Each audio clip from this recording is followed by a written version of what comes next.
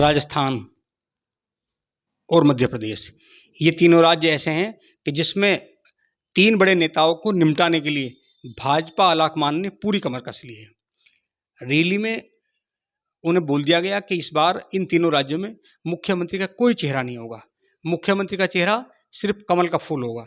इसे लेकर तीनों राज्यों में जहां एक ओर भाजपा अपनी जीत की बिसात बिछा रही है, चौसर फेंक रही है, वहीं तीनों नेताओं को डर है कि उनका मुख्यमंत्री पद जाना लगभग तय है और मुख्यमंत्री पद जाएगा तो उनकी राजनीति भी समाप्त हो जाएगी।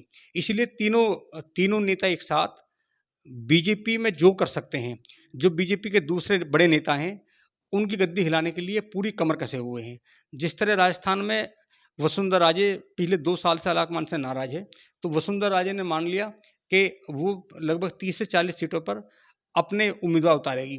इसी तरह शिवराज सिंह को जिस तरह घेरने का काम किया है, वहाँ बड़े चेहरे के रूप में नरेंद्र तोमर को माना जा रहा है।